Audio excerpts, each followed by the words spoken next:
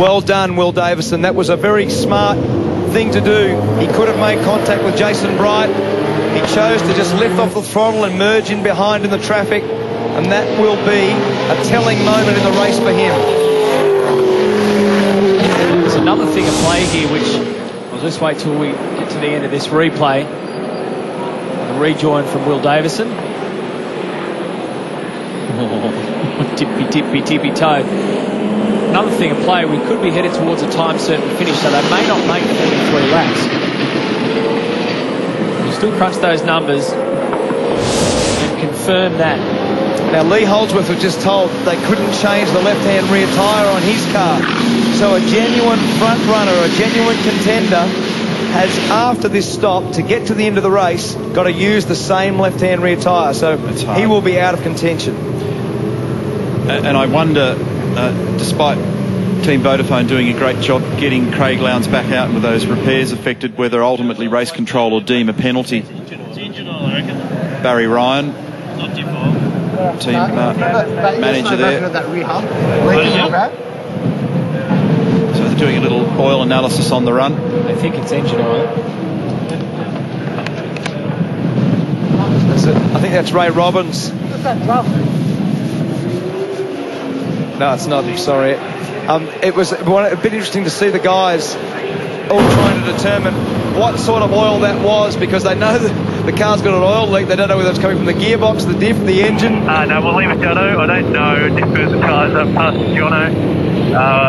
It was well worth it though. The car's pretty mashed. By my reckoning, what happens on the next set? By my reckoning, Whincup's got to be in very shortly. Pit this lap, no option. Pit this lap, no option. Yeah. Copy that. Okay, so the numbers are pretty right then. So he pulled his fuel down. There he is. And he's got to come in and, no option. Oh, that crossed the merge line then. He drove across the merge line. He wasn't in pit lane and drove across the merge line to get into pit lane. Well, it makes you wonder if Winterbottom was reacting to what Whincup did. Right, mate, got you there. So got you in for 4 tyres and a full tank of fuel. Because Alex Davison went in. Try and get some normality back into this and get you out of here safely. Well, he chose to do it into the box for me, please. really late. No, but neutral in the box, please. Neutral in the box, please. Righto, let's see how they go this time around. It was heads down at FPR when they knew this was coming. Wheels are on. Wheels are on. Go the first gear for me, please. Just waiting on fuel now.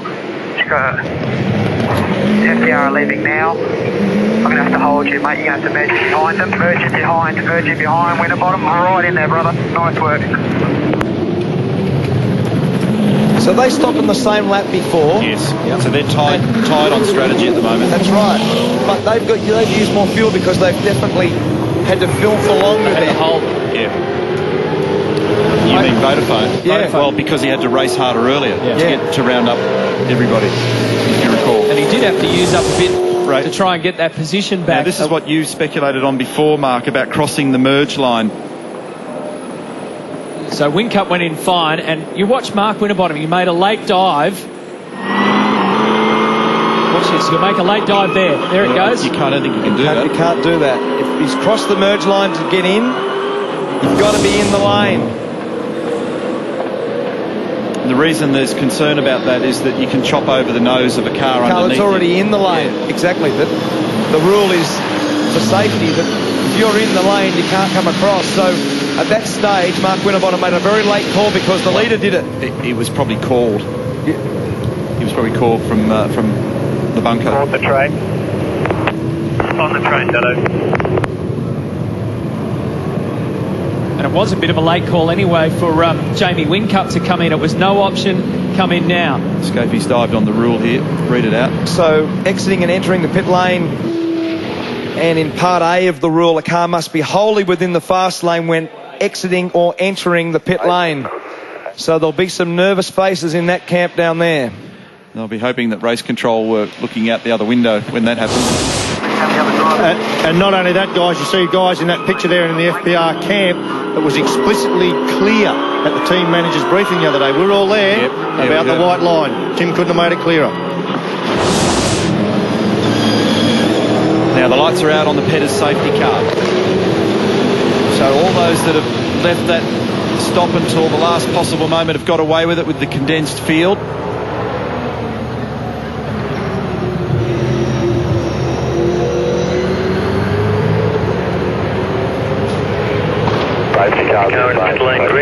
Green flags. So James Courtney is your leader. Reynolds is behind him and Fabian Coulthard. So the complexion of this race changes again. It's been that kind of race. We're halfway through. Just on the other side of halfway through. Let's see if they can keep their heads cool here on this first flying lap after the safety car. They normally breed other safety cars, and Greg Murphy really close with Will Davison. So on our numbers here at the moment, Mark Larkin has put a lot of effort into explaining it this weekend. You'll get 18 laps out of a full load of fuel. Courtney and Reynolds last stopped on lap 21. They've been getting the benefit as Warren Luff is wide down here at 11. They've been getting the benefit of conserving fuel under the safety car, but they'll be really line ball to get to lap 43. Under the regular numbers, 21 and 18 gets you to 39, but I don't reckon you'd save 4 laps of fuel in conservation mode. No way. Absolutely no way. A couple of guys on this restart have been very aggressive, and here they come. Lee Holdsworth and Greg Murphy. Rick Kelly has joined in, but also Stephen Johnson. The junior's got in front of Jason Bright. So he's gone back up to 5th position. The order is Courtney, David Reynolds, Fabian Coulthard, Jonathan Webb, and Jason Barguana's been spun off. Car 888, Craig Lowndes has been penalised for the driving infringement on Russell Ingall.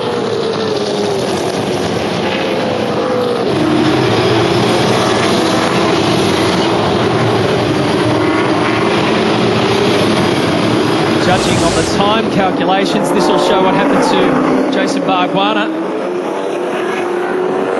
Team Vodafone car involved in that one, and it was Jamie Whincup. There were 2 whacks in that. This might play out even further. Well, it will, because... So this is the first one. Gee, he's been a punching bag this weekend, Jason Barguana. He got upended twice yesterday and another whack today. So Mark Dutton frustrated.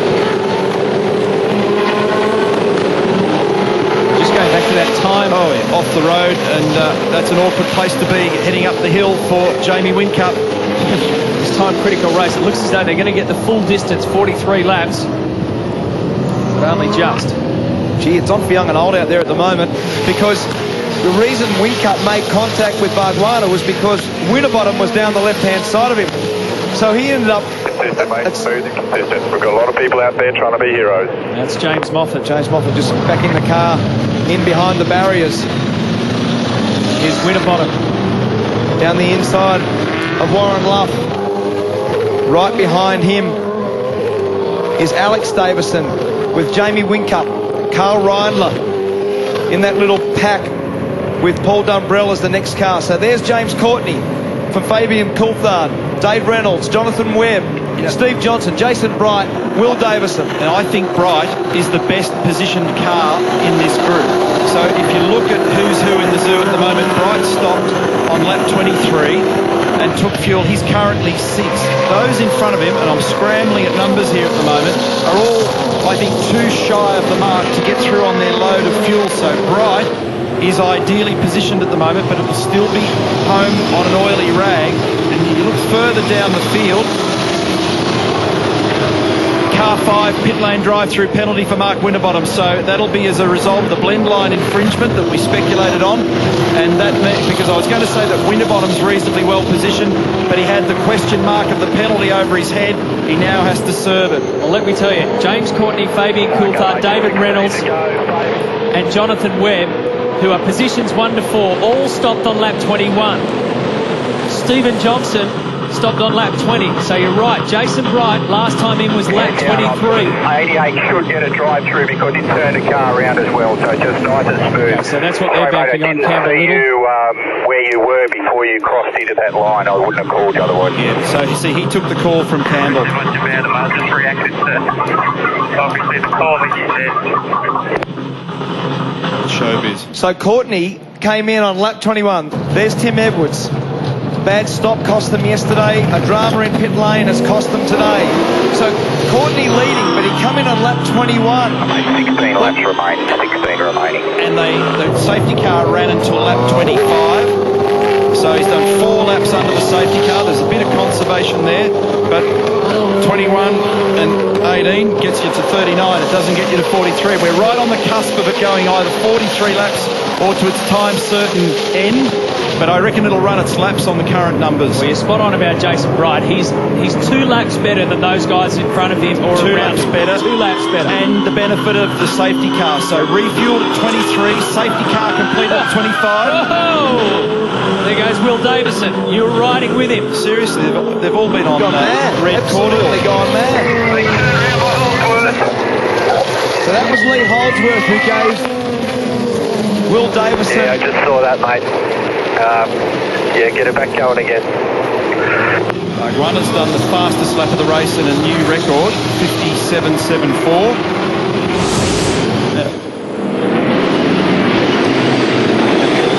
Bright and Johnson have been coming together a lot. That was a good bit of driving by Jason Bright because he almost got Jonathan Webb.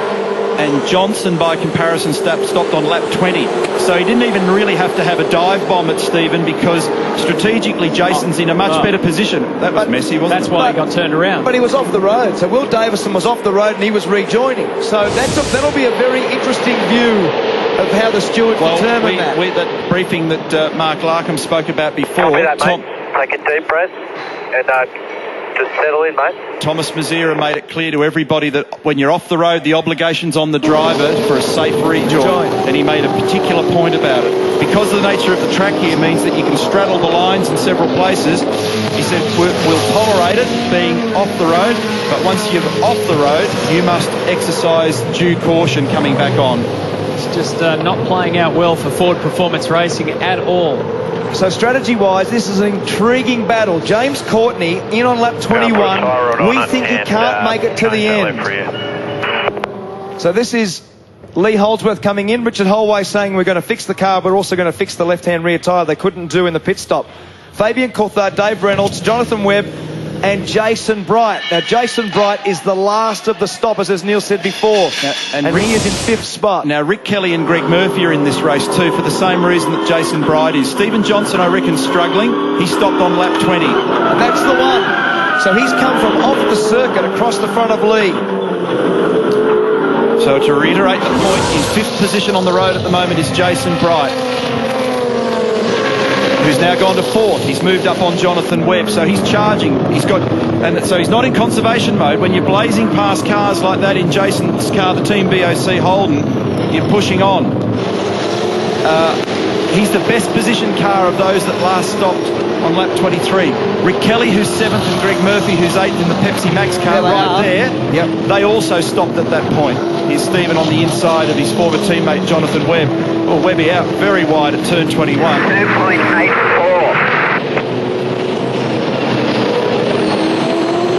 So while you're sitting at home trying to follow this mad strategy game, because there's effectively 20, how many cars left on the road? 24? There's 24 different strategies being played out, folks. But put an asterisk next to Jason Bright's name. He's 4th on the road, but he's the best position in terms of trying to get to the end without having to stop again for fuel. that was the replay of getting Jonathan Webb. That's put him into 4th spot. As I said before, Jason has got good car speed, and he was the last of those stoppers. He's only 4 seconds off the lead of the race, Jason Bright.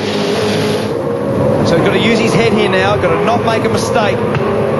And Davey Reynolds, who's in front of him, stopped on lap 21. Fabian Coulthard, who's in second place at the moment, stopped on lap 21. And James Courtney, who leads the race, stopped on lap 21. So the 3 cars in front of Jason Bright have all burned up a couple more laps of fuel, but under the safety car. So the consumption isn't as high as the numbers that Mark Larkham has been touting.